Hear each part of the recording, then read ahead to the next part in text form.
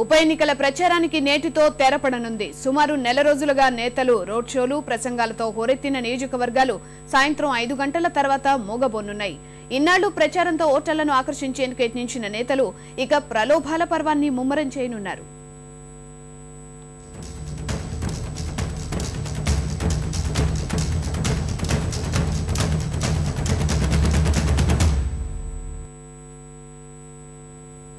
ఉప ఎన్నికల నిర్వహణకు ఎన్నికల సంఘం సర్వసన్నద్ధమవుతోంది.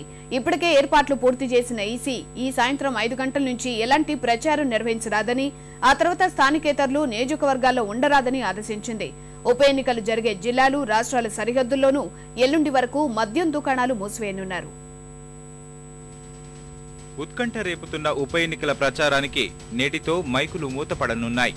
సాధారణ ఎన్నికలకు దాదాపు 2 ఏళ్లు సమయం ఉండడంతో పార్టీలన్నీ వీటిని సెమీఫైనల్స్ గా పరిగణిస్తున్నాయి. కొన్ని పార్టీల రాజకీయ భవిష్యత్తుతో పాటు మరికొందరు నేతల తలరాతల్ని నిర్ణయించనున్న ఈ ఉప ఎన్నికలను ప్రతిష్టాత్మకంగా తీసుకున్న పార్టీల అగ్రనేతలు విస్తృత ప్రచారం నిర్వహిస్తున్నారు.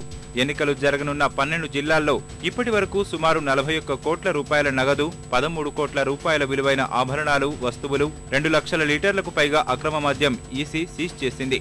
దాదాపు 11,000 మద్యం కేసులు నమోదు చేయగా 5,000 మందిని అరెస్టు చేశారు. సుమారు 35,000 మందిని ముందు జాగ్రత్తగా బైండోవర్ చేశారు.